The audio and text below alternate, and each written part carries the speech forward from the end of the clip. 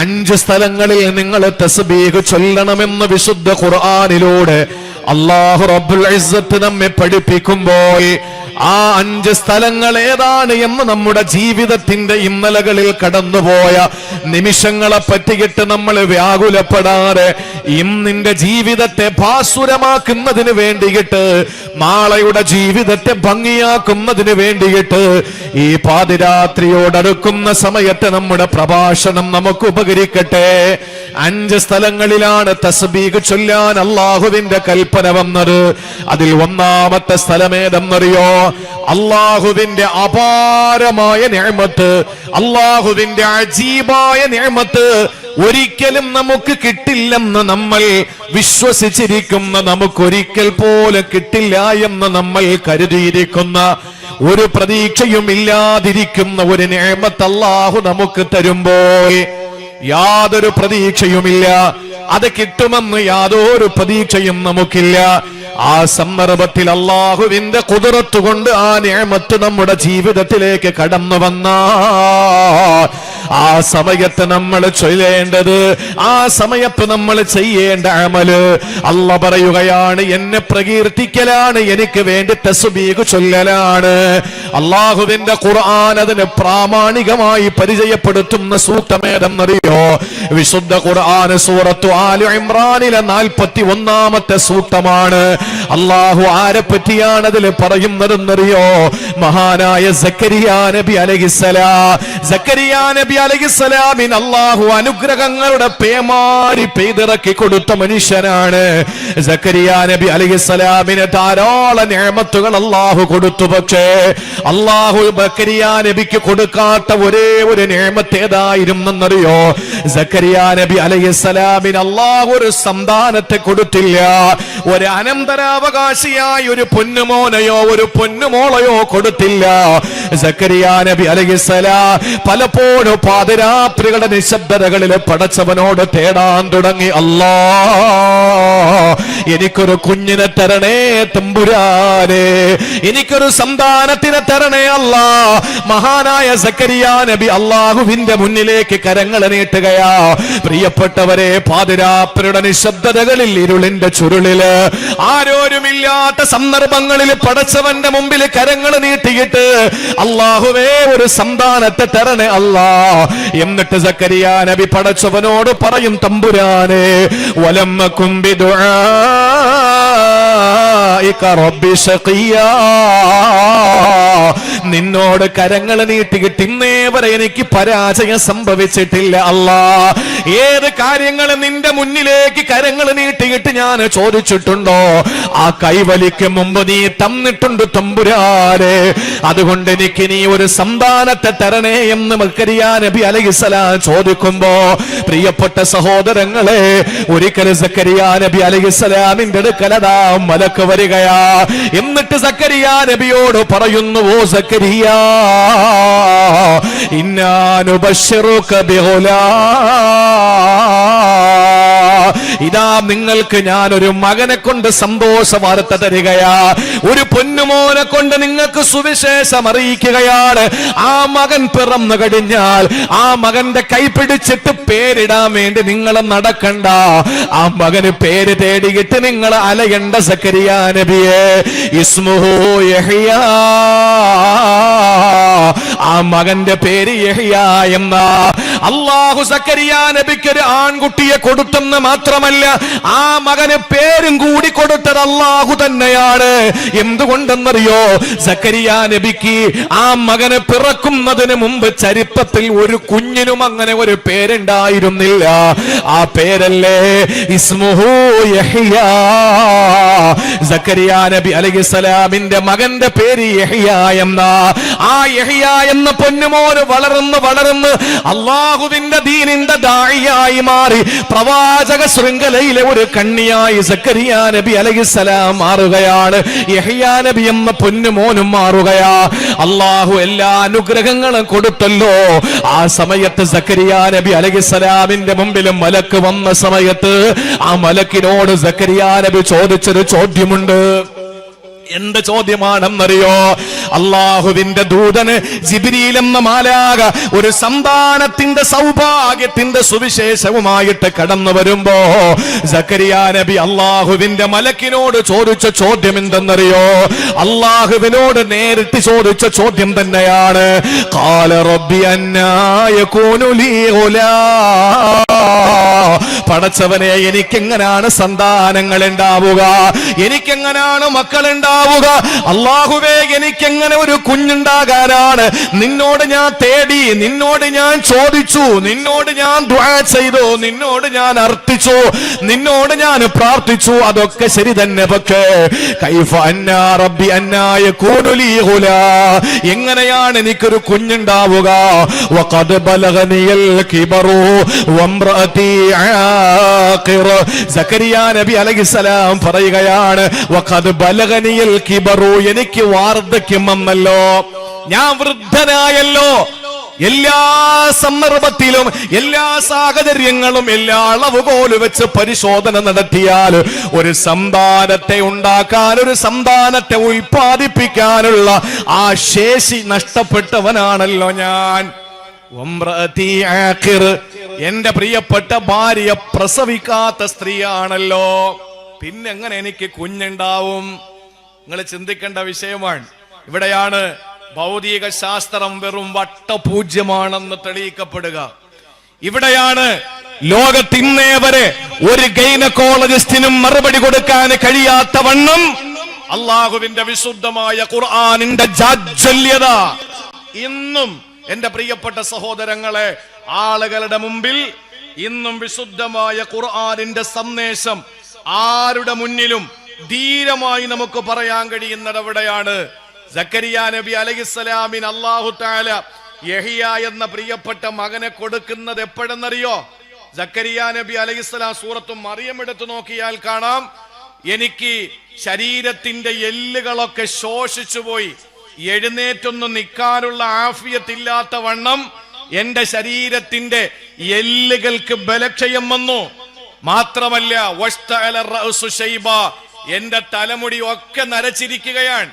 പ്രായാധിക്യം വന്ന് എന്ന് പറഞ്ഞാൽ നമ്മുടെ ഈ ഓച്ചിറയിലും ഈ പുതുത്തെരുവിലും അതുപോലെ തന്നെ നമ്മുടെ പ്രാന്തപ്രദേശങ്ങളിലും കല്യാണമോ അല്ലെങ്കിൽ സന്താനോൽപാദനമോ ചിന്തിക്കാൻ പറ്റാത്ത വാർദ്ധക്യത്തിന്റെ പടവുകൾ ചവിട്ടിക്കേറിയ പടുവൃദ്ധനായ ഒരു മനുഷ്യനെ നിങ്ങൾ മനസ്സിലൊന്ന് ക്രിയേറ്റ് ചെയ്യ്.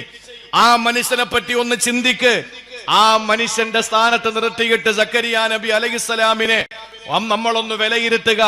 യാതൊരു പ്രതീക്ഷയുമില്ല സക്കരിയ നബിക്ക് ഒരു മോനെ കിട്ടുമെന്ന്. കാരണം സ്വന്തമായൊരു പ്രശ്നമുണ്ട്.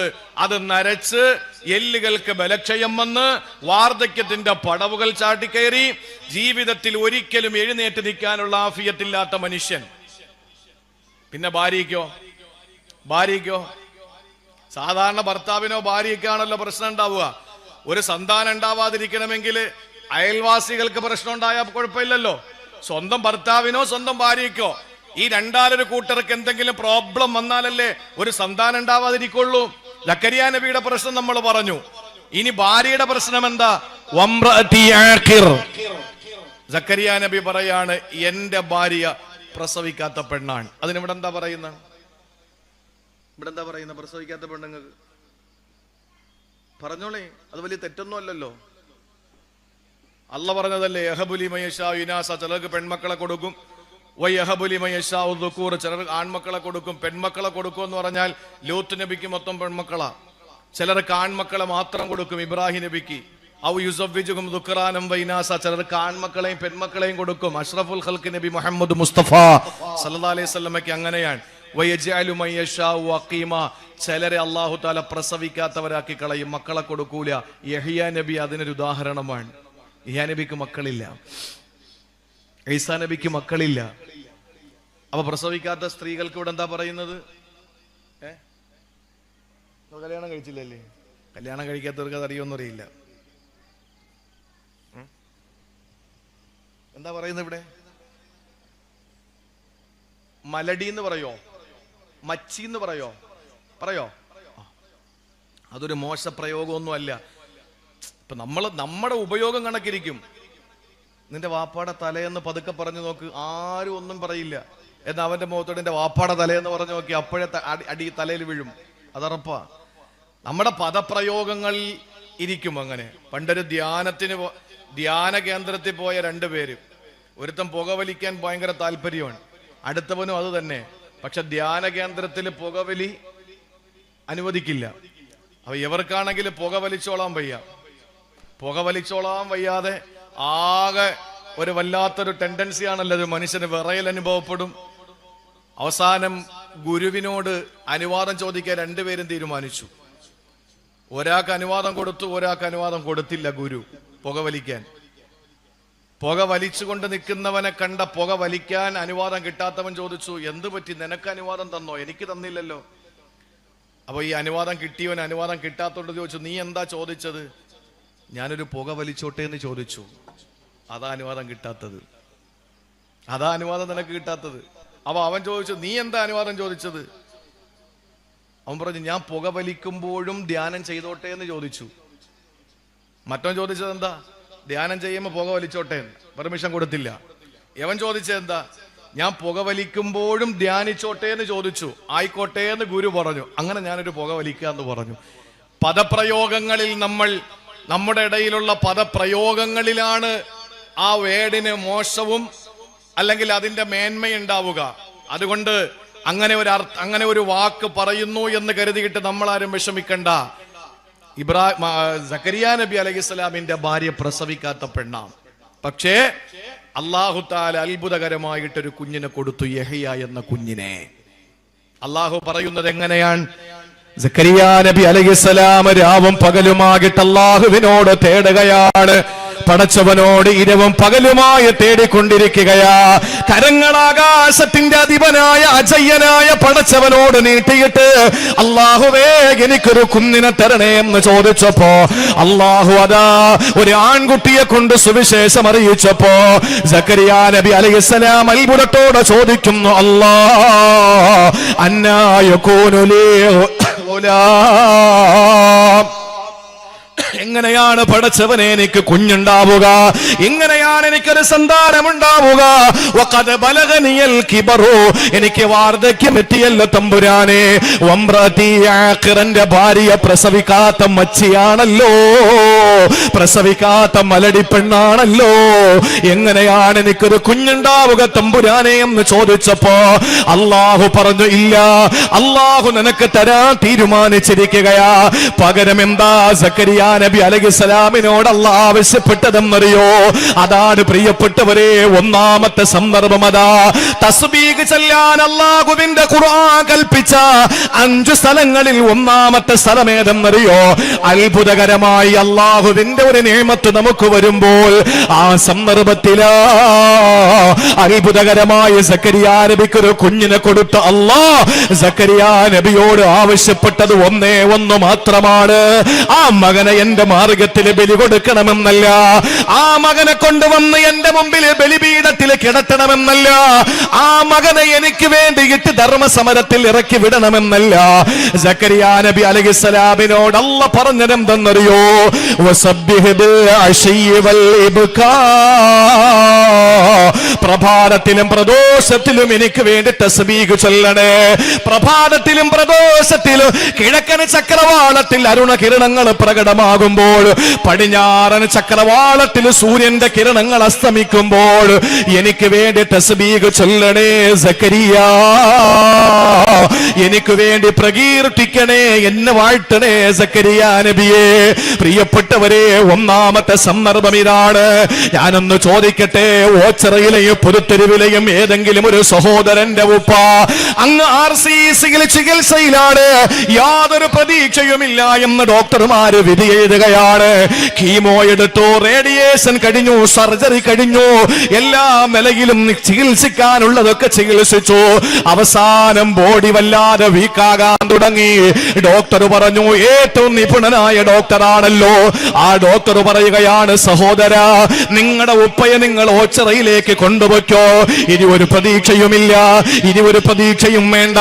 ഇനി ഉള്ള കാലം എത്ര ദിവസമെന്ന് പറയാൻ ഞങ്ങൾക്ക് കഴിയില്ല. വൈദ്യശാസ്ത്രം ഇതാ മുട്ടുകുത്തിയിരിക്കുകയാണ്. ഇനി മരുന്നിന്റെ ആവശ്യം ആവശ്യമില്ല. ഇനി പടച്ചവനിലേക്ക് നിങ്ങൾ കരങ്ങൾ നീട്ടിക്കോ. വീട്ടിലേക്ക് കൊണ്ടുപോയി വാപ്പയ്ക്ക് ഇഷ്ടമുള്ള ഭക്ഷണം കൊടുത്തോ. ഇതുവരെ പല ഭക്ഷണവും കഴിക്കരുതെന്ന് ഡോക്ടർമാര് വിലക്കിയിട്ടുണ്ടായിരുന്നു. ഇപ്പൊ ഡോക്ടർ പറയുകയാണ് ആവശ്യമുള്ള കൊതിയുള്ള ഭക്ഷണങ്ങൾ കൊടുത്തോ.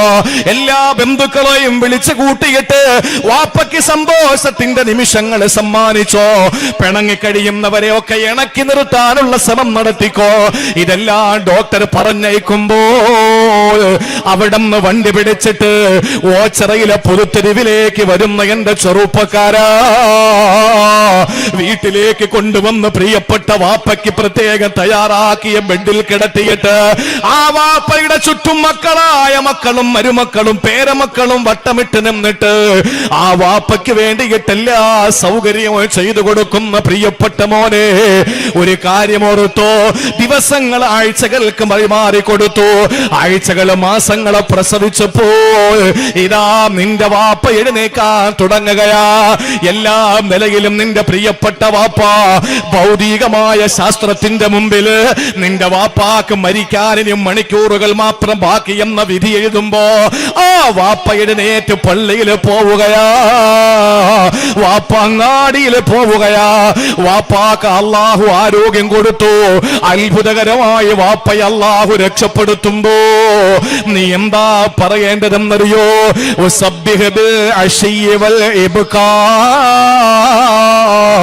പ്രഭാതത്തിലും പ്രദോഷത്തിലും അള്ളാനെ വാഴ്ത്തണമെന്ന്, അള്ളാനെ പുകഴ്ത്തി പറയണമെന്ന് അള്ളാന്റെ പരിശുദ്ധ ഖുർആൻ. ജീവിതത്തിൽ ഒരു കുഞ്ഞിക്കാല് കാണാൻ ഭാഗ്യമില്ലാതെ സങ്കടപ്പെടുമ്പോ എല്ലാ ഗൈനക്കോളജിസ്റ്റിന്റെ മുമ്പിലും പോയി മുട്ടാത്ത വാതിലുകളില്ല, പോകാത്ത ആശുപത്രികളില്ല, കഴിക്കാത്ത മെഡിസിൻ ഇല്ല, പിടിക്കാത്ത നോമ്പുകളില്ല, ഇരക്കാത്ത രാവുകളില്ല, പൈസ ഇടാത്ത പള്ളിയുടെ വഞ്ചികളില്ല. ഈ നിലയിൽ പടച്ചവന്റെ മുമ്പിൽ കരങ്ങൾ നീട്ടിയപ്പോ ഡോക്ടർ പറഞ്ഞു ഇല്ല, നിനക്കൊരു കുഞ്ഞുണ്ടാവൂല, വേണമെങ്കിൽ നീ മറ്റൊരു വിവാഹം കഴിച്ചോ എന്ന് ഡോക്ടർ പറഞ്ഞു. അല്ലെങ്കിലോ ഡോക്ടർ പറഞ്ഞു വാടക ഗർഭാശയം എടുത്തിട്ട് പ്രത്യേകമായ സംവിധാനത്തിലൂടെ, നൂതന സംവിധാനത്തിലൂടെ നിനക്കൊരു കുഞ്ഞിക്കാല് കാണാ. ഇല്ല, എനിക്കതിന്റെ ആവശ്യമില്ല.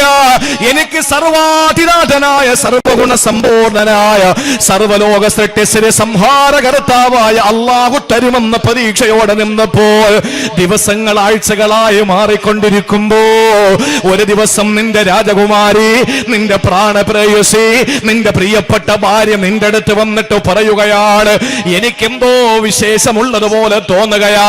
സഹോദരങ്ങളെ, അവരുടെ മാസമുറ നിൽക്കുകയാണ്. അവരുടെ വയറ്റിലതാ ഒരു കുഞ്ഞിക്കാൽ അള്ളാഹു കൊടുക്കുമ്പോ ലോകത്ത് മുഴുവൻ ഗൈനക്കോളജിസ്റ്റുകളും ഇല്ല, പ്രസവിക്കൂലെന്ന് വിധി എഴുതുന്ന സന്ദർഭത്തിൽ അള്ളാഹു നിനക്ക് അത്ഭുതകരമായി ഒരു കുഞ്ഞിനെ തന്നു കഴിഞ്ഞാൽ എന്താ നീ ചെയ്യേണ്ടതെന്നാണ് ഒന്നാമതായി അല്ലാഹു പഠിപ്പിച്ചത്.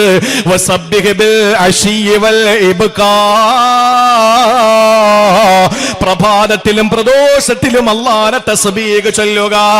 തന്റെ പ്രിയപ്പെട്ട മകൾക്ക് 10ഉം 30ഉം വയസ്സ് കഴിഞ്ഞു, സൗന്ദര്യമില്ല, സമ്പത്തില്ല, കുടുംബമാഹാത്മ്യമില്ല, ഒന്നുമില്ലാത്തതിന്റെ പേരില് വർത്തമാന കേരളീയ ചെറുപ്പക്കാര് ഒരുത്തനും കല്യാണം കഴിക്കുന്നില്ല. എന്റെ പൊന്നുമോളുടെ വിവാഹത്തിന്റെ സൗഭാഗ്യം കാണാൻ കഴിയാത്ത സങ്കടപ്പെട്ടിരിക്കുന്ന വാപ്പ ഒരു സുപ്രഭാതത്തിൽ ഏതോ ഒരു ചെറുപ്പക്കാരൻ വന്നിട്ട് ഞാൻ കെട്ടിക്കോളാം എന്ന് പറയുമ്പോ പ്രിയപ്പെട്ടവരെ, ജീവിതത്തിൽ ഒരിക്കലും നടക്കില്ലെന്ന് കരുതിയിരുന്ന ഒരു കാര്യത്തിന് അല്ലാഹു തആല അത്ഭുതകരമായി ഒരു നിഅമത്ത് നിനക്ക് തന്നു കഴിഞ്ഞ ഒന്നാമതായി വിശുദ്ധ ഖുർആൻ പറയുന്നു 5 സ്ഥലങ്ങളിൽ ഒന്ന് വസബ്ബിഹ് ബിൽ അശിയ്യി വൽ ഇബ്കാർ. പ്രഭാതത്തിലും പ്രദോഷത്തിലും നീ അള്ളാഹുവിനെ വാഴ്ത്തി പറയണം. ഇത്രേ റബ്ബ് നമ്മളിൽ നിന്ന് പ്രതീക്ഷിക്കുന്നുള്ളൂ. ഒരു പ്രതീക്ഷയില്ലാത്തൊരു കാര്യം നടക്കുമ്പോ നമ്മൾ എന്തു പറയണം? സുബ്ഹാനല്ലാഹ്. അത് ഖുർആന്റെ ഭാഷയാണ്. നിരവധി സ്ഥലങ്ങളിൽ തസ്ബീഹിനെ പറ്റി പറഞ്ഞ ഖുർആൻ ആവർത്തനങ്ങൾ മാറ്റിവെച്ചു കഴിഞ്ഞാൽ 5 സ്ഥലങ്ങളിൽ നീ എന്നെ പ്രകീർത്തിക്കണമെന്ന് അല്ലാഹ് പറഞ്ഞതിൽ ഒന്നാമത്തെ സന്ദർഭം സക്കരിയ നബിക്ക് യഹ്യ നബിയെ കിട്ടിയതിലൂടെ സൂറത്തു ആല ഇമ്രാൻ 41-ാമത്തെ സൂക്തം പഠിപ്പിക്കുന്നത്, നിനക്ക് അത്ഭുതകരമായി എന്തെങ്കിലും ഒരു നിഅമത്ത് അല്ലാഹു നിനക്ക് തരുമ്പോഴാണ്. ഒന്ന് മറക്കരുത്. പണി എത്രയായി? ഇനി രണ്ടാമത്തേത് നമ്മുടെ ജീവിതത്തിൽ ഒരുപാട് അഭിപ്രായ വ്യത്യാസങ്ങൾ നമ്മൾ കേൾക്കും. നമുക്ക് ശത്രുക്കൾ ഒരുപാടുണ്ടാവും. ഈ ശത്രു എന്ന് കേൾക്കുമ്പോ നിങ്ങൾ ആരും ചിന്തിക്കണ്ട സയനിസ്റ്റ്, ഫാസിസ്റ്റ്, നാസിസ്റ്റ്, ദുർഭൂത, ദുർഗുണ, പ്രതിലോമ, പിന്തിരിപ്പൻ ശക്തികൾ മാത്രമാണ് എന്ന് നമ്മൾ കരുതണ്ട. ഫാസിസ്റ്റുകളോ നാസിസ്റ്റുകളോ ദുർഭൂതങ്ങളോ ദുർഗുണന്മാരോ ഒന്നും ആണെന്ന് നമ്മൾ കരുതണ്ട. ഞാൻ എൻ്റെ സ്ഥലത്ത് പ്രസംഗത്തിന് പോകുമ്പോൾ പകുതിയിൽ വെച്ച് പോലീസ് വന്നു. ഇവിടെ മെനിങ്ങാന്ന് വന്നു എന്നറിയാൻ കഴിഞ്ഞു. അത് പിന്നെ ടൈം ഓവർ ആയത് കൊണ്ടാവാം. ഞാൻ ആ പ്രോഗ്രാമിന് പങ്കെടുത്ത് പകുതിയായപ്പോഴേ പോലീസ് വന്നിട്ട് പറഞ്ഞു മൈക്ക് ഓഫ് ആക്കണമെന്ന് പറഞ്ഞു. മൈക്ക് ഓഫ് ആക്കി ഇത്രയും പുരുഷന്മാരടുത്തേക്ക് വിളിച്ചിരുത്തിയിട്ട് ഞാൻ എങ്ങനെ പ്രസംഗിക്കാനാ? സ്ത്രീകളാണെങ്കിൽ ഇതിന്റെ 10 ഇരട്ടിയുണ്ട്. അപ്പൊ എങ്ങനെയാ സംസാരിക്കുക? അവരോട് സംഘാടകർ ചെന്നിട്ട് കാല് പിടിച്ചു നോക്കി. അവര് പറഞ്ഞു അങ്ങേ അറ്റം പോയ അരമണിക്കൂർ. അവസാനം എന്താ പ്രശ്നം? നമുക്ക് പ്രശ്നം അറിയണമല്ലോ. പറഞ്ഞു നിങ്ങളുടെ പ്രസംഗം നടക്കുന്ന അടുത്ത് നിങ്ങളുടെ സമുദായത്തിൽപ്പെട്ട ആളുകൾ തന്നെ വിളിച്ചു പറഞ്ഞതാണ് മൈക്ക് ഓഫ് ആക്കാൻ. എങ്ങനെയുണ്ട്? യാക്കൂബ് നബി അലൈഹിസ്സലാമിന്റെ അടുത്ത് വന്നിട്ട് മോൻ പറഞ്ഞ എന്താ? യൂസുഫ് നബി അലൈഹിസ്സലാം, പാപ്പാ ഞാൻ ഒരു സ്വപ്നം കണ്ട്. സ്വപ്നം എന്താ മോനെ? യൂസുഫ് നബി അലൈഹിസ്സലാം സ്വപ്നം പറഞ്ഞു കൊടുത്തു. അപ്പൊ യാക്കൂബ് എന്ന വാപ്പ പറഞ്ഞ എന്താ? പൊന്നു മോനെ, ഇതാരറിഞ്ഞാലും നിന്റെ 11 സഹോദരങ്ങൾ അറിയരുത്. എന്റെ മക്കളാണ്, പക്ഷെ അവരറിയരുത്. ചിലപ്പോ നമ്മുടെ ശത്രു എവിടെ നിന്നുണ്ടാവും? കൂടപ്പറപ്പുകളായിട്ട് വരും. അതായി പറയുന്നത്. അതുകൊണ്ട് ശത്രു എന്ന് കേൾക്കുമ്പോ ഫാസിസ്റ്റുകൾ മാത്രമാണെന്ന് ആരും കരുതി പോകണ്ട. അതുകൊണ്ട് നമ്മുടെ ജീവിതത്തിൽ എതിരാളികൾ, ശത്രുക്കൾ എന്തെങ്കിലും നമ്മളെ പറ്റി പറയുന്ന സന്ദർഭത്തിൽ നമ്മൾ എന്ത് വേണം? ആകെ വിഷമിച്ച്, ആകെ പ്രയാസപ്പെട്ട്, ആകെ വല്ലാതെ വഷളായി നമ്മൾ ഇനി എന്താ ചെയ്യാന്ന് പറഞ്ഞിട്ട് നമ്മൾ ഇങ്ങനെ നിൽക്കലാണോ? അങ്ങനെയാണെങ്കിൽ പിന്നെ പ്രഭാഷകരെ സംബന്ധിച്ചിടത്തോളം എനിക്ക് എന്റെ കാര്യം തന്നെ പറഞ്ഞാൽ ഓരോ ദിവസവും നമുക്കെതിരെ വരുന്ന ഓരോ നമ്മൾ അറിയാത്ത കാര്യങ്ങൾ, അത് ഒരു സാമ്പത്തിക സ്ത്രീ വിഷയങ്ങളൊന്നും അല്ല അല്ലാന്റെ തൗഫീഖ് കൊണ്ട്. പക്ഷേ ഈ വിഷയങ്ങൾ നമ്മുടെ പ്രഭാഷണവുമായി ബന്ധപ്പെട്ട് നടക്കുന്ന വിഷയങ്ങളിൽ ഒരുപാട് പ്രശ്നങ്ങൾ ഉണ്ടായിക്കൊണ്ടിരിക്കുമ്പോ തളർന്നു പോവാനാണെങ്കിൽ എന്നേ ഇത് വെച്ച് കെട്ടേണ്ട സമയം കഴിഞ്ഞു. നമ്മളിവിടെ നിന്ന് ഓച്ചറയിലേക്ക് പോകുന്നുവെങ്കിൽ 2 ഭാഗത്തും നായ്ക്കളെ കുരയ്ക്കും. ആ കുരയ്ക്കുന്ന നായ്ക്കളെയൊക്കെ കല്ലെടുത്ത് എറിഞ്ഞെറിഞ്ഞ് നിന്നാൽ ഓച്ചറയിൽ എത്താൻ പറ്റൂല. നമ്മുടെ ലക്ഷ്യം ഓച്ചറയാണ്. ആ ഓച്ചറയിലേക്ക് നമ്മൾ വേഗം എത്തിച്ചേരുക, അതാ നമ്മുടെ ലക്ഷ്യം. മാർഗങ്ങളിൽ നിൽക്കുന്ന നായ്ക്കളെ കല്ലെറിയാൻ നിന്നാൽ എത്തിച്ചേരില്ല. ഇത് എന്റെ വാക്കല്ല. സാർത്ഥവാഹക സംഘം മുന്നോട്ട്, കുരയ്ക്കുന്ന നായ്ക്കളെ കുരച്ചോട്ടെ, നമ്മൾ മുന്നോട്ട് പോകണം. ഇത് ഖുർആന്റെ ഭാഷയാണ്. അള്ളാഹുവിന്റെ ഹബീബിനെ ആക്ഷേപിച്ചപ്പോൾ, വിമർശിച്ചപ്പോൾ, അള്ളാഹുവിന്റെ റസൂലിനെ പറ്റിയിട്ട് ആക്ഷേപത്തിന്റെ ശരങ്ങൾ എഴുതപ്പോ എന്തൊക്കെയാ റസൂലുള്ളാഹിനെ പറഞ്ഞതെന്നറിയോ? സഹോദരങ്ങളെ, ഏതാനും ചില വാക്കുകൾ കൊണ്ട് ഞാനൊന്ന് പരിചയപ്പെടുത്തട്ടെ.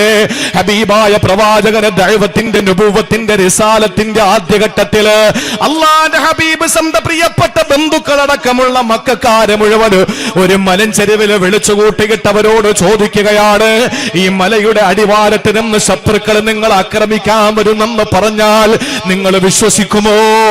ആ സമയത്ത് ഏകസ്വരത്തിൽ ഏകകണ്ഠമായവർ പറഞ്ഞതെന്തെന്നറിയോ? ഓ മുഹമ്മദേ, ഞങ്ങൾ വിശ്വസിക്കും. എന്തുകൊണ്ടെന്നറിയോ? പകല് നേരത്ത് ഉദിച്ചു നിൽക്കുന്നത് സൂര്യനല്ല ചന്ദ്രനാണെന്ന് പറഞ്ഞാൽ, രാത്രി ഉദിച്ചു നിൽക്കുന്നത് ചന്ദ്രനല്ല സൂര്യനാണെന്ന് പറഞ്ഞാൽ അത് ഞങ്ങൾ വിശ്വസിക്കും മുഹമ്മദേ. കാരണം ഇന്നേ വരെ തമാശയ്ക്ക് പോലും അസത്യത്തിന്റെ ലാഞ്ചനാതരങ്ങളിൽ നിന്ന് അടർന്ന് വീണിട്ടില്ലാത്ത ആമിനയുടെ അബ്ദുള്ളയുടെ പൊന്നുമോനെ, ഒരിക്കൽ പോലും നീ കളവ് പറഞ്ഞിട്ടില്ല. നീ അൽ അമീനാണ്, അസ്സാദിഖ. അതുകൊണ്ട് ഞങ്ങൾ വിശ്വസിക്കും മുഹമ്മദേ എന്ന് പറഞ്ഞപ്പോ കിട്ടിയ അവസരത്തിൽ പ്രവാചകൻ അവരോട് പറഞ്ഞതെന്തെന്നറിയോ? എന്നാ ഞാൻ നിങ്ങളോട് പറയുകയാണ്, മനുഷ്യബുദ്ധിയെ പരസ്യമായിട്ട് അവഹേളിക്കുന്ന ശിലാവിഗ്രഹങ്ങളുടെ മുമ്പിൽ കൈകൂപ്പി നിൽക്കല്ലേ. ഈ ആകാശത്തെ സംവിധാനിച്ച അല്ലാ, ഈ പച്ചപ്പട്ട് വിരിച്ച ഭൂമിയെ സംവിധാനിച്ച അല്ലാ, മാമരങ്ങളെയും മാമലകളെയും സാഗരങ്ങളെയും പടച്ച അല്ലാ, നക്ഷത്രഗോളങ്ങളെയും താരാപഥങ്ങളെയും സൂര്യചന്ദ്രനെയും സൃഷ്ടിച്ച അല്ലാ, എല്ലാ കാര്യങ്ങളെയും പടച്ച അല്ലാ, പരിപാലിക്കുന്ന സംരക്ഷിക്കുന്ന അവസാനം സംഹരിക്കുന്നത് ആ യജമാനനായ പടച്ചവനാണെന്നങ്ങ് പറഞ്ഞപ്പോ നബി തങ്ങളുടെ കുടുംബത്തിൽ നിന്നതാ ശബ്ദം പുറത്തു വരികയാ. മുഹമ്മദ്, മുഹമ്മദ്, ഇതിനാണോ നീ ഇവിടെ ഞങ്ങളെ ഒരുമിച്ച് കൂട്ടിയത്? അലിഹാദാ ജമഅതന, ഇതിനാണോടാ നീ ഞങ്ങളെ ഇവിടെ ഒരുമിച്ച് കൂട്ടിയത്? ആ ശബ്ദം അബൂലഹബിന്റെ ശബ്ദമായിരുന്നല്ലോ. അബൂലഹബ് വിളിച്ചു ചോദിച്ചു, മുഹമ്മദേ, നാണം കെട്ട മുഹമ്മദ്, ഇതിനാണോ നീ ഞങ്ങളെ ഇവിടെ ഒരുമിച്ച് കൂട്ടിയത്? നീ നശിച്ചു പോട്ടടാ, നീ നശിച്ചു പോകട്ടടാ എന്ന് അള്ളാന്റെ ഹബീബിന്റെ മുഖത്ത് നോക്കി പറഞ്ഞപ്പോൾ സ്വന്തം കുടുംബത്തിൽ നിന്നല്ലേ ആദ്യമായിട്ട് എതിർപ്പ് വന്നത്? അള്ളാന്റെ റസൂലിന്റെ ഹൃദയം തേങ്ങാൻ തുടങ്ങുമ്പോ ഇതാ ജിബ്രീൽ എന്ന മാലാഖയെ വിളിച്ചിട്ട് ആകാശ ലോകത്ത് നിന്ന് പടച്ചവന്റെ അറിയിപ്പ് വരികയാണ്. തബ്ബത് യദാ അബീ ലഹബിൻ വതബ്, നബിയേ, നിങ്ങൾ വിഷമിക്കല്ലേ, നിങ്ങൾ പ്രയാസപ്പെടല്ലേ, നിങ്ങൾ വേദനിക്കല്ലേ, നിങ്ങളുടെ ഹൃദയത്തിന് യാതൊരു ചാഞ്ചാട്ടവും വരല്ലേ, ആ മനസ്സ് സങ്കടപ്പെടല്ലേ, ആ മനസ്സ് വേദനിക്കല്ലേ. തബ്ബത് യദാ അബീ ലഹബിൻ വതബ, ഈ അബൂലഹബിന്റെ രണ്ട് കരങ്ങളും നശിച്ചു പോട്ടെ, നശിച്ചു പോയിരിക്കുകയാ. പ്രിയപ്പെട്ടവരെ, അറബികളുടെ ഇടയിൽ ഏറ്റവും മോശമായ പദമേതെന്നറിയോ? നിനക്ക് നാശം വരട്ടെ എന്ന ശാപവാക്കാണ്. ആ ശാപവാക്കാണ് 40ാമത്തെ വയസ്സിൽ എന്റെ ഹബീബ്, നിങ്ങളുടെ നായകൻ അഷ്റഫുൽ ഖൽഖ് നബി മുഹമ്മദ് മുസ്തഫ സ്വല്ലല്ലാഹു അലൈഹി വസല്ലമ തങ്ങളുടെ റിസാലത്തിന്റെ ഭൂമുഖത്തേക്ക് നോക്കിയിട്ട് കുടുംബത്തിൽ പിറന്ന അബൂലഹബ് വിളിച്ചു പറഞ്ഞതെങ്കിൽ അതേ നാണയത്തിൽ അല്ലാഹു തിരിച്ചടിച്ചുകൊണ്ട് റസൂലുള്ളാഹിനെ സുരക്ഷിതനാക്കിയില്ലേ? കാലങ്ങൾ കഴിഞ്ഞു പോയി. അള്ളാന്റെ പ്രിയപ്പെട്ട പ്രവാചകന് ആൺമക്കളും പെൺമക്കളുമായിട്ട് അല്ലാഹു തആല 7 മക്കളെ കൊടുത്തു. അതിൽ ആൺമക്കളെല്ലാം പിറന്നുടനെ മരിക്കാൻ തുടങ്ങി. ആ സമയത്ത് ആസുബിനു വായിൽ എന്ന് പറയുന്ന ധിക്കാരിയായ തെമ്മാടിയായ മനുഷ്യൻ എന്താ പറഞ്ഞതെന്നറിയോ? റസൂലുള്ള എവിടെ പ്രസംഗിക്കുമോ, എവിടെ പ്രബോധനം ചെയ്യുമോ, അവിടെ വന്നുകൊണ്ട് ആളുകളെ വിളിച്ചു കൂട്ടിയിട്ട് പറയൂ, ഇന്നഹോ അബ്തർ, ഇവന് വേരറ്റവനാണ്, വാലറ്റവനാണ്, ഇവന് സന്താനങ്ങൾ വാഴാത്തവനാണ്. കണ്ടില്ലേ, ഇവന്റെ ആൺമക്കളെല്ലാം മരിച്ചു പോകുന്നത് കണ്ടില്ലേ? ഇവന് മക്കള് വാഴാത്തവനാണ്, ഇവന് വേരറ്റ് പോയവനാണ്, ഇവന് വാലറ്റ് പോയവനാണ്. ഇതാ ഹലക്ക ഇങ്കത്തഴതിക്കറുഹോ, യവനെങ്ങാനും മരിച്ചാ പിന്നെ ചോദിക്കാൻ ആരുമില്ല. റസൂലുള്ളാന്റെ ഹൃദയത്തിൽ തന്റെ പൊന്നുമക്കൾ മരിച്ചപ്പോൾ വരാത്ത വേദന ആളുകൾ ഇങ്ങനെ ആക്ഷേപിച്ചപ്പോൾ കടന്നു വരികയാ. പ്രവാചകന്റെ മനസ്സ് വല്ലാതെ നൊമ്പരപ്പെടുകയാ. ഒരു വാപ്പയ്ക്കറിയല്ലോ, ഒരു മോൻ മരിച്ചാൽ ആ മകൻ മരിക്കുന്നതിന്റെ ആ ദിവസങ്ങളിലോ അടുത്ത ദിവസങ്ങളിലോ നിനക്ക് മോനുതകൂലടാ, നിനക്ക് മക്കൾ വാഴൂലടാ. നിന്റെ മക്കളൊക്കെ മരിക്കുന്നത് നീ സമൂഹത്തിൽ വട്ടപൂജ്യമായത് കൊണ്ടാടാ എന്ന് നാട്ടുകാര് പറഞ്ഞാലുള്ള മാനസികാവസ്ഥ നിങ്ങൾക്കറിയോ? അള്ളാന്റെ ഹബീബിന്റെ മനസ്സങ്ങ് പതറാൻ തുടങ്ങിയപ്പോ മലക്ക് ജിബ്രീൽ വിണ്ണിൽ നിന്നും മണ്ണിലേക്ക് ഇറങ്ങി വന്നിട്ട് ഓതിക്കൊടുക്കുകയാ. ഖുർആനിലെ ഏറ്റവും ചെറിയ അധ്യായം, ഒരൊറ്റ വരിയുള്ള, ഒരേ ഒരു വരിയുള്ള 3 ആയത്തുകളുള്ള ഏറ്റവും ചെറിയ അധ്യായം അള്ളാഹു അവതരിപ്പിച്ചു കൊടുത്തു. അധ്യായത്തിൽ നബി തങ്ങളെ വിളിച്ചിട്ട് പറഞ്ഞു, ഇന്നാ അഅ്തൈനാകൽ കൗസർ, നബിയേ നിങ്ങൾക്ക് എണ്ണമറ്റ അനുഗ്രഹങ്ങൾ ഞാൻ തന്നില്ലേ, ഫസല്ലി ലിറബ്ബിക വൻഹർ, നബിയേ അങ്ങ് നിസ്കരിക്കണം, അങ്ങ് മറ്റുള്ളവർക്ക് വേണ്ടി ബലിയറുത്തു കൊടുക്കണം.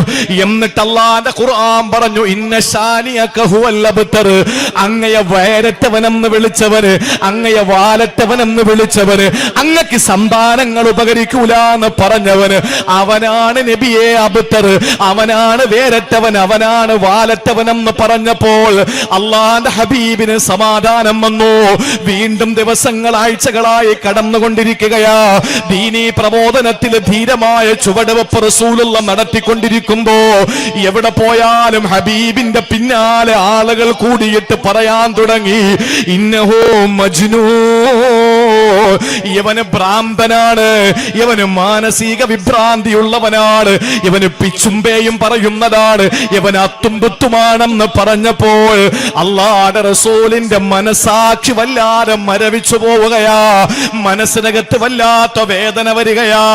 എന്റെയും നിങ്ങളുടെയും ഹബീബ് സ്വത്ത് സമ്പാദിക്കുന്നതിന് വേണ്ടി കേട്ടതല്ല, ഏതെങ്കിലും അധികാര കസേര പിടിക്കുന്നതിന് വേണ്ടി കേട്ടതല്ല, അള്ളാഹുവിന്റെ ദീനിന്റെ സംസ്ഥാപനത്തിനു വേണ്ടിയിട്ട്, പരിശുദ്ധമായ ദീനിന്റെ വിജയത്തിന് വേണ്ടി പരിശ്രമിച്ചപ്പോൾ അള്ളാഹുവിന്റെ ശത്രുക്കൾ നബി തങ്ങളുടെ മുഖത്ത് നോക്കിയിട്ട് പറഞ്ഞത്, ഇന്നക ലമജ്നൂൻ, നീ ഭ്രാന്തനാടാ മുഹമ്മദേ എന്ന് വിളിച്ചപ്പോൾ അള്ളാഹുവിന്റെ റസൂലിന്റെ കണ്ണുകൾ നിറഞ്ഞു, കരള് വല്ലാതെ വേദനിച്ചു. അതാ ജിബ്രീൽ വരികയാ,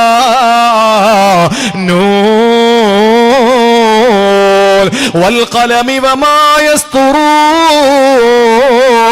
ما أنت بنعمة ربك بمجنون. നബിയേ, അല്ലാഹു നിങ്ങൾക്ക് തന്ന നിഅമത്തുകൾ കൊണ്ട് അങ്ങൊരിക്കും ഭ്രാന്തനല്ല, അങ്ങൊരിക്കലും ഭ്രാന്തനല്ല നബിയേ. എന്തൊക്കെയാ റസൂല് കേൾക്കേണ്ടി വന്നത്? നമ്മൾ ഈ പ്രബോധന മാർഗത്തിൽ ഈ മൂന്നിൽ ഏതെങ്കിലും ഒന്ന് കേട്ടോ? നമുക്ക് നാശത്തിന് വേണ്ടിയിട്ട് ഏതെങ്കിലും നിരീശ്വരവാദികൾ നമുക്കെതിരെ ശാപവാക്കു പറഞ്ഞോ?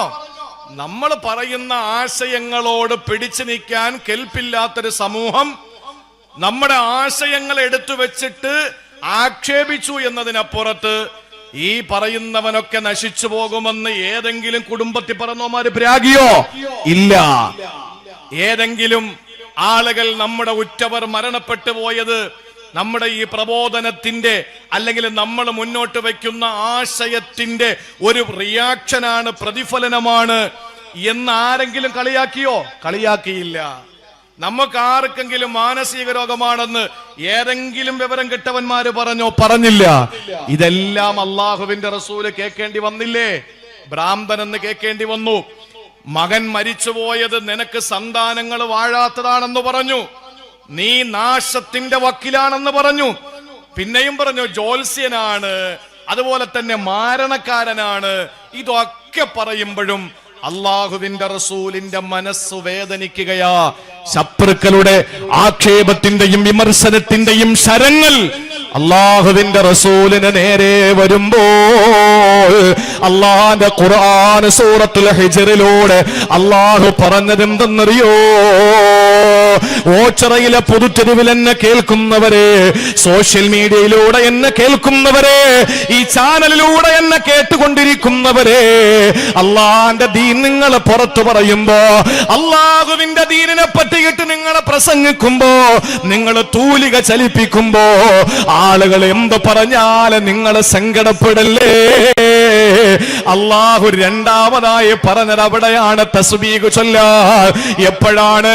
വലഖദ് നഅലമു അന്നക യളീഖു സദ്റക ബിമാ യഖൂലൂൻ. നബിയെ, ആളുകൾ വിമർശിക്കുന്നത് കേൾക്കുമ്പോൾ അങ്ങയുടെ ഹൃദയത്തിന് വേദനയുണ്ടെന്ന് നമുക്കറിയാം. ആളുകളെ വിമർശിക്കുമ്പോ, ആളുകളെ പറയുന്നത് കേട്ടിട്ട് അങ്ങയുടെ മനസ്സ് വല്ലാതെ പതറുകയാണെന്ന് ഞങ്ങൾക്കറിയാം, എനിക്കറിയാം. അല്ലാഹു പറയുകയാ, അതുകൊണ്ട് നബിയെ, ആ വിഷയം നിങ്ങളെ നേരിടുന്ന സമയത്ത് ചെയ്യേണ്ടത് ഫസബ്ബിഹ് ബിഹംദി റബ്ബിക വകും മിനസ് സാജിദീൻ. അല്ലാഹു സൂറത്ത് ഹിജ്റിലെ 98-ാമത്തെ സൂക്തത്തിലൂടെ പറയുന്നു, അങ്ങനെ ആളുകൾ എന്ത് പറഞ്ഞാലും നിങ്ങൾ ആ സമയത്തിന് പ്രകീർത്തിക്കണം. നിസ്കാരത്തെ പറ്റി ആക്ഷേപിക്കുന്ന ആളുകള്, നോമ്പിനെ പറ്റി ആക്ഷേപിക്കുന്ന ആളുകൾ, ഇനി വരാൻ പോകുന്ന തറാവീഹ് നിസ്കാരത്തെ ആക്ഷേപിക്കുന്നവർ, മേറാജിന്റെ സുന്ദരമായ രാവുകൾ കടന്നു വരുമ്പോ എങ്ങനെയെങ്കിലും നമ്മൾ അമൽ ചെയ്ത് രക്ഷപ്പെടാൻ വേണ്ടി ശ്രമം നടത്തുന്നതിന് പകരം ഓരോ ഒരു ആശയപരമായ വിഷയങ്ങൾ എടുത്തിട്ടിട്ട് സമൂഹത്തിൽ ഭിന്നത ഉണ്ടാക്കിക്കൊണ്ടിരിക്കുമ്പോ നമ്മൾ എന്താ ചെയ്യേണ്ടത്? അള്ളാഹുവിനെ പ്രകീർത്തിച്ച് മടങ്ങണമെന്ന് വിശുദ്ധ ഖുർആൻ. അപ്പൊ രണ്ടാമത് നമ്മൾ തസ്ബീഹ് ചൊല്ലണമെന്ന് ഖുർആൻ പറഞ്ഞത് എവിടെയാണ്? നമ്മൾ ആക്ഷേപങ്ങളും വിമർശനങ്ങളും കേൾക്കുന്ന സമയത്ത് വലഖദ് നഅലമു അന്നക യളീഖു സദറുക ബിമാ യഖൂലൂൻ, ജനങ്ങൾ പറയുന്നത് കേട്ടിട്ട് അങ്ങയുടെ ഹൃദയത്തിന് വല്ലാത്ത പെടച്ചിലുണ്ടെന്ന് എനിക്കറിയാം നബിയെ. പക്ഷേ വസബ്ബിഹ് ബിഹംദി റബ്ബിക വകും മിനസ് സാജിദീൻ, നിങ്ങൾ അള്ളാഹുവിനെ പ്രകീർത്തിച്ചുകൊണ്ട് സുജൂദിലേക്ക് വീഴൂ നബിയെ. എൻ്റെ പ്രിയപ്പെട്ട സഹോദരങ്ങളെ, എന്ത് വിമർശനങ്ങളും ആക്ഷേപങ്ങൾ ഉണ്ടായാലും നമ്മൾ ചെയ്യാനുള്ളത് ഒറ്റ കാര്യം, അള്ളാഹുവിനെ പ്രകീർത്തിക്കലാണ്. അതിന് പരിഹാരമുണ്ട്, യാതൊരു സംശയവും ഇല്ല. ഞാനതാ പറഞ്ഞത്, ഇത് അള്ളാഹുവിന്റെ ഹബീബിന് അള്ളാഹു അറിയിച്ചു കൊടുത്തു. അബ്തർ എന്ന് വിളിച്ചവന്റെ മുഖത്ത് നോക്കിയിട്ട് നബി തങ്ങൾ ഓതിക്കൊടുത്തു, ഇന്ന ഷാനിഅക ഹുവൽ അബ്തർ, അവനാണ് അബ്തർ. ഭ്രാന്തൻ എന്ന് വിളിച്ചവന്റെ മുഖത്ത് നോക്കിയിട്ട് പറഞ്ഞു, വമാ സാഹിബുക്കും ബിമജ്നൂൻ, നിങ്ങളുടെ കൂട്ടുകാരൻ ഭ്രാന്തനല്ല. നശിച്ചു പോകട്ടെ എന്ന് പിരാകിയവന്റെ മുമ്പിൽ അല്ലാഹു തആല ഉടനടി ആയത്തിറക്കിയിട്ട് പറഞ്ഞു, അവന്റെ രണ്ട് കരങ്ങളും നശിച്ചിരിക്കുന്നു. ആലോചിച്ചു നോക്കിയേ, അള്ളാഹു ഈ നിലയിൽ ഇടപെട്ടതിന്റെ കാരണം എന്താണ്?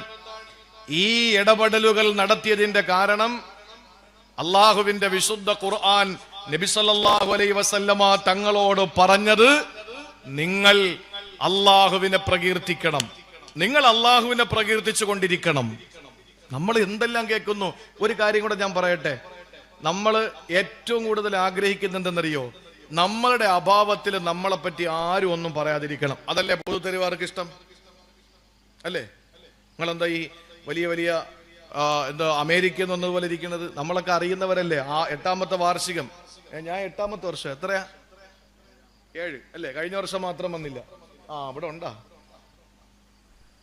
കഴിഞ്ഞ വർഷം മാത്രം വന്നില്ല. ബഹുമാനപ്പെട്ട ഉസ്താദ് എന്നെ ഒരുപാട് വിളിച്ചു, സംഘാടകരെ വിളിച്ചു. പക്ഷേ ആ സന്ദർഭത്തിൽ നമുക്ക് കഴിഞ്ഞ വർഷത്തെ പ്രോഗ്രാമിൽ എനിക്ക് സംബന്ധിക്കാൻ കഴിയുന്നില്ല, ആ ഡേറ്റ് നോക്കാത്തത് കൊണ്ടാണ്. ഇല്ലെങ്കിൽ അവരൊത്തിരി വിളിച്ചു. ഞാൻ ആദ്യമായിട്ട് ഇവിടെ പ്രസംഗിക്കുന്നത്, ഞാൻ ഇപ്പോഴും ഓർക്കുന്നത്, ഞാൻ വരുന്നത് നമ്മുടെ ഈ നാട്ടുകാരനായ എന്താണ് ചായത്തറക്കാരൻ അല്ലേ? ചായക്കാരൻ ചായക്കാരൻ തറയിൽ എന്നാണ് ഇവിടെ പറയാ. ഞങ്ങളുടെ നാട്ടില് ഖലീൽ എന്ന് പറഞ്ഞ ഓച്ചറ ഖലീൽ എന്നാ പറയുന്നത്. അപ്പൊ അദ്ദേഹവും എന്റെ നാട്ടുകാരനാണ്. അപ്പൊ അദ്ദേഹവും അദ്ദേഹത്തിന്റെ ഭാര്യ, ഞങ്ങൾ ഒരു വണ്ടി നിറച്ചിട്ട് അവിടെ വന്നത് ആദ്യത്തെ പരിപാടിയിൽ. അപ്പൊ ഇന്നിപ്പോ അദ്ദേഹത്തിന് എത്താൻ പറ്റിയില്ല. ഞാൻ അദ്ദേഹത്തിനെ സത്യത്തിന് വിളിക്കാൻ വിട്ടതാണ്. അദ്ദേഹം പ്രത്യേകം ദുആ ചെയ്യാം. അദ്ദേഹത്തിന്റെ വാപ്പയും ഉമ്മയൊക്കെ എവിടെയാണ് അല്ലെ? വാപ്പാടെ ഉമ്മയുടെ ഒക്കെ ഖബർ ഇവിടെയാണ്. അള്ളാഹു മഗ്ഫിറത്തോട് അനുഗ്രഹിക്കുമാറാവട്ടെ. അപ്പോ 8ാമത്തെ വർഷമാണ്, 7ാമത്തെ വർഷമാണ് ഞാൻ നിങ്ങളെ കാണുന്നത്. 8ാമത്തെ വാർഷികം. കഴിഞ്ഞ വർഷം ഞാൻ കാരണം വരാത്തതാണ്, വിളിക്കാത്തതല്ല, എന്റെ ഡേറ്റ് വെക്കാത്തതാണ്. അപ്പൊ അതുകൊണ്ട് ചിന്തിച്ചു നോക്കിയേ, നമ്മളെല്ലാരും ആഗ്രഹിക്കുന്നത് നമ്മളില്ലാത്തപ്പോ നമ്മളെ പറ്റി നല്ലത് പറയലല്ലേ? മൂസാ നബി അലൈഹിസ്സലാമിന് വല്ലാത്തൊരു പൂതി. എന്താണെന്നറിയോ? പടച്ചോനെ, എനിക്കൊരു ആഗ്രഹമുണ്ട്. അള്ളാഹ് ചോദിച്ചു, എന്താ മൂസ? അള്ളാഹ്ക്ക് അറിയാത്തതാണോ? മൂസാ നബിയെ കൊണ്ട് പറയിപ്പിക്കുന്നതാ. എന്താ മൂസ നിന്റെ ആഗ്രഹം? അത് എന്റെ അഭാവത്തിൽ എന്നെ പറ്റി ഒരാളും മോശം പറയാൻ പാടില്ല. എനിക്ക് അങ്ങനെ ഒരു നിഅമത്ത് നീ തരണം. ഞാൻ ഇല്ലാത്തപ്പോ എന്നെ പറ്റി മോശം പറയാൻ ആരും ഉണ്ടാകരുത്. ആ സമയത്ത് അള്ളാഹു മൂസാ നബിയോട് പറഞ്ഞ വാക്കെന്താന്നറിയോ? മൂസാ നബി അലൈഹിസ്സലാമിനോട് അള്ളാഹു പറയുകയാണ്, മൂസ, ഈ കാര്യം ഞാൻ എന്റെ വിഷയത്തിൽ പോലും തീരുമാനിച്ചിട്ടില്ല. എന്റെ വിഷയത്തിൽ പോലും ഞാൻ ഇങ്ങനെ ഒരു നിലപാടെടുത്തിട്ടില്ല. എന്നിട്ട് അള്ളാഹു പറയുന്നു, ഖലഖ്തുഹും, ഞാനാണ് സർവ്വ ജനങ്ങളെ സൃഷ്ടിച്ചത്. അല്ലേ? അള്ളാഹു അല്ലേ ലോകത്തുള്ള എല്ലാവരും സൃഷ്ടിച്ചത്? അർസുഖുഹും, ഞാനാണ് ഇവർക്ക് ഭക്ഷണം കൊടുക്കുന്നത്. അല്ലാതെ സിവിൽ സപ്ലൈസ് മന്ത്രിയാണോ നമുക്ക് ഭക്ഷണം തരുന്നത്? നമുക്ക് ഭക്ഷണം തരുന്നത് ഭക്ഷ്യവകുപ്പ് മന്ത്രിയാണോ? നമുക്ക് ഭക്ഷണം തരുന്നത് കേരളത്തിന്റെയോ കേന്ദ്രത്തിന്റെയോ ആരെങ്കിലും മന്ത്രിമാരാണോ? ഒരാളുമല്ല. റാസിഖ് അല്ലാഹുവാണ്. ഒരു ഇമാമിനെ സംബന്ധിച്ചിടത്തോളം ആ ഇമാമിന് ആഹാരം കൊടുക്കുന്നത് പ്രസിഡന്റ് അല്ല, അല്ലാഹുവാണ് റാസിഖ്. അല്ലാഹുവാണ് റാസിഖ്. ആ റാസിഖ് പടച്ചവനല്ലേ. അർസുഖുഹും, ഞാനാണ് അവർക്ക് ഭക്ഷണം കൊടുക്കുന്നത്. ഞാൻ സൃഷ്ടിച്ച് ഞാൻ ഭക്ഷണം കൊടുക്കുന്നു. ഉആഫീഹിം, ഞാനാണ് അവർക്ക് ആഫിയത്ത് കൊടുക്കുന്നത്. കൈ കൊണ്ടെടുത്ത് കഴിക്കാൻ, കഴിച്ചത് ചവയ്ക്കാൻ, ചവച്ചത് ദഹിക്കാൻ, ദഹിച്ചത് അവരുടെ പോകേണ്ട ഭാഗങ്ങളിലേക്ക് അതിന്റെ സത്തും കൊത്തുമൊക്കെ പോകാൻ, ഇതൊക്കെ ഞാനാണ് ചെയ്തത്. എന്നിട്ട് അല്ലാഹു പറയുന്നു, സൃഷ്ടിച്ച് ഭക്ഷണം കൊടുത്തു, ആഫിയത്ത് കൊടുത്തു, ഇതെല്ലാം ഞാൻ കൊടുത്തിട്ട് യഖൂലൂന, ഈ മനുഷ്യര് പറയുന്നു, ഇത്തഖദ്തു സാഹിബത്തം വ വലദ, എനിക്ക് ഭാര്യയും മക്കളും ഉണ്ടെന്ന്. അല്ലാഹു പറയാ മൂസാ നബിയുടെ അടുത്ത്, മൂസാ നബി നിങ്ങൾ പറഞ്ഞ എന്താ? നിങ്ങളില്ലാത്തപ്പോ നിങ്ങളെ പറ്റി ഒന്നും പറയരുത്. അല്ലാഹു പറയാ, ഇത് എന്റെ വിഷയത്തിൽ പോലും ഞാൻ എടുത്ത്, എനിക്കെന്താ കഴിയാത്തതാണോ? പക്ഷെ ഞാൻ അങ്ങനെ അങ്ങ് വിട്ടേക്കുകയാണ് ആ സമൂഹത്തെ. ഞാൻ സൃഷ്ടിച്ചു, ഭക്ഷണം കൊടുത്തു, ഞാൻ എല്ലാം ചെയ്തു കൊടുത്തു. പക്ഷേ ഞാൻ എന്നെ പറ്റി അവര് പറയുന്നത് എനിക്ക് ഭാര്യയും മക്കളും ഉണ്ടെന്നാണ്. എന്നിട്ട് അല്ലാഹു തആല പറഞ്ഞെന്താണെന്നറിയോ? ആൺമക്കളെ ഉണ്ട് എന്ന് അല്ലാഹുവിനെ പറ്റിയിട്ട് സത്യനിഷേധികൾ പറഞ്ഞപ്പോൾ, മലായിക്കത്തുകൾ പടച്ചവന്റെ പെൺമക്കളാണെന്ന് പറഞ്ഞപ്പോൾ അല്ലാഹു അവരെ എന്താ ചെയ്തത്? പടച്ചവൻ പോലും ചെയ്തത് നിങ്ങൾ കേൾക്കണോ? സൂറത്തു മറിയമിൽ കാണാ, വഖാലു ഇത്തഖദർ റഹ്മാനു വലദാ,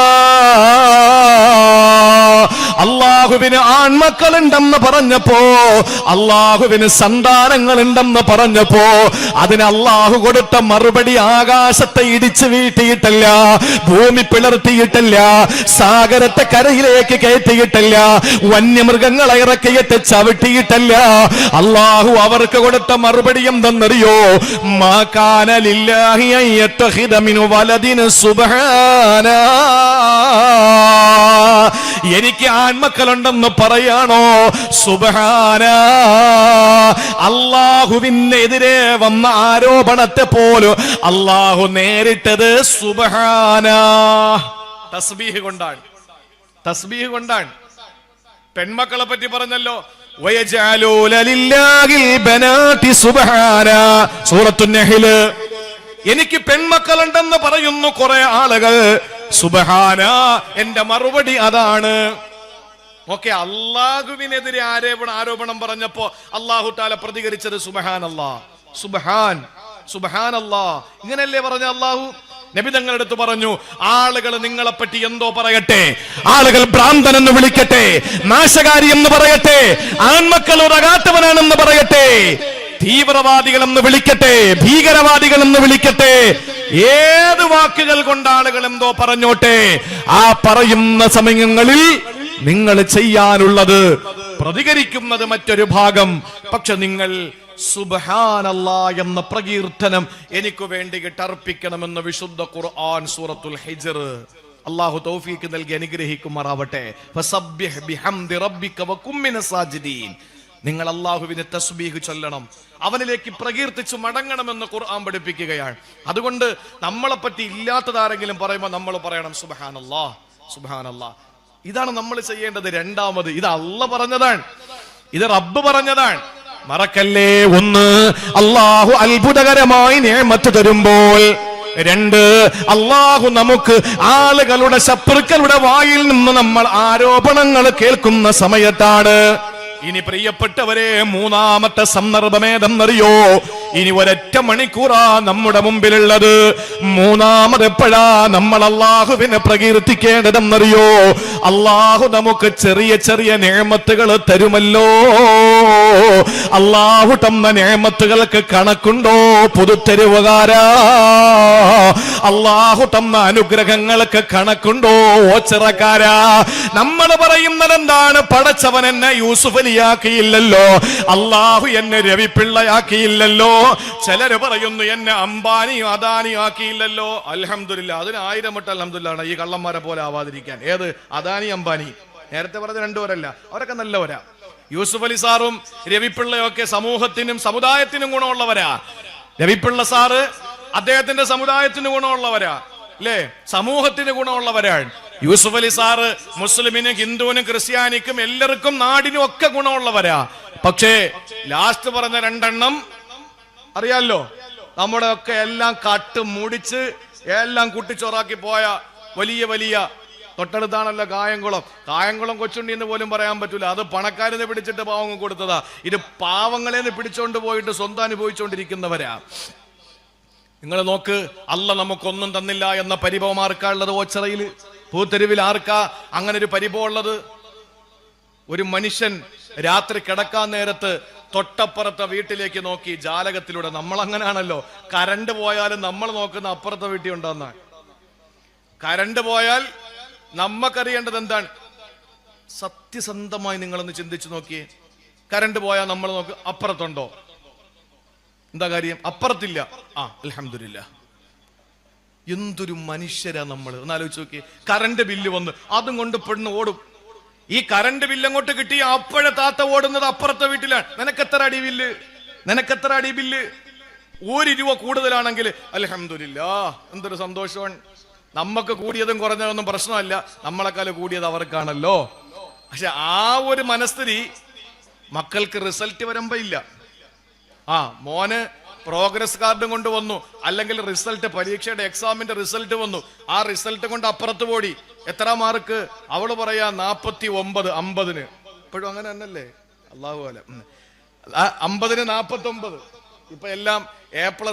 ഇപ്പൊ ഒന്നും മാർക്കൊന്നും അറിയാൻ പറ്റൂലല്ലോ. 50-ന് 49. നമ്മുടെ കുട്ടിക്കോ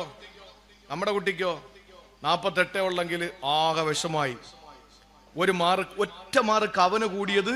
നമ്മൾ എന്നിട്ട് ചെന്നിട്ട് എടുത്തിട്ട് അങ്ങോട്ട് അടിക്കുകയാണ് കുഞ്ഞിനെ. എന്താടാ നീ 1 മാർക്ക് കുറച്ച് കളഞ്ഞത്? കഷ്ടപ്പെട്ട് ഈ 48 വാങ്ങിയതിന് അവനെ അഭിനന്ദിക്കുകയല്ല, മറിച്ച് ഒരെണ്ണം കുറഞ്ഞു പോയതിന് അവനെ തല്ലുകയാണ്. ഈ 1 മാർക്ക് അപ്പുറത്ത് കൂടിയപ്പോ നമുക്ക് സഹിക്കാൻ വയ്യ.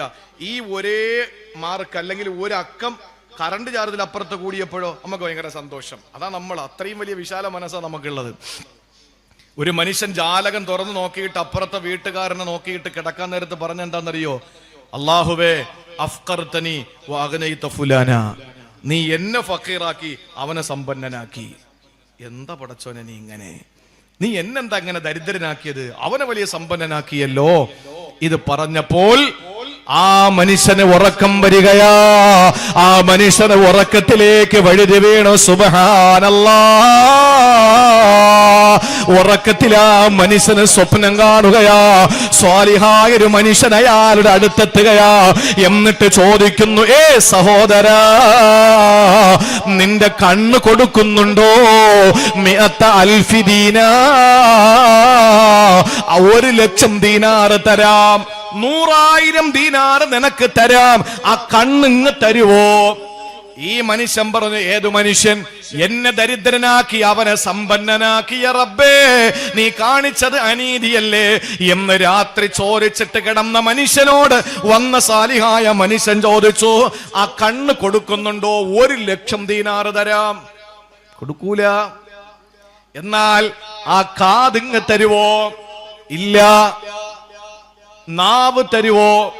തരൂല. തലമുടി മുതൽ കാലിന്റെ തള്ളവിരലിന്റെ നഖം വരെ ചോദിച്ചു.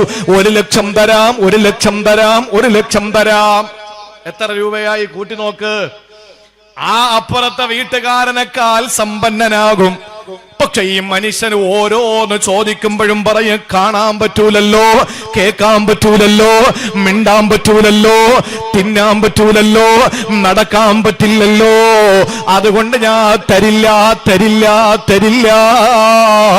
ആ സമയത്ത് ആ മനുഷ്യൻ ചോദിച്ചു, അല്ല നിനക്കൊന്നും തന്നില്ലേ? ഞെട്ടി ഉണർന്നിട്ട് കരയാൻ തുടങ്ങിയ ആ മനുഷ്യന് എന്നിട്ട് അല്ലാഹുവിനോട് പറഞ്ഞതെന്തെന്നറിയോ? അൽഹംദുലില്ലാ, പടച്ചവരെ നിനക്കാണ് സർവസ്തുതി. നീ തന്ന ഏറ്റവും വലിയ നിഅമത്ത് ഈ ശരീരത്തിന്റെ പാർട്സുകളല്ല റബ്ബേ. നമ്മൾ കരുതുന്നത് ഇട്ടുമൂടാനുള്ള പണമെന്നാണ്. പണം ഒരൊറ്റ നിമിഷം കൊണ്ട് തകർന്നു പോകാനുള്ളതാ.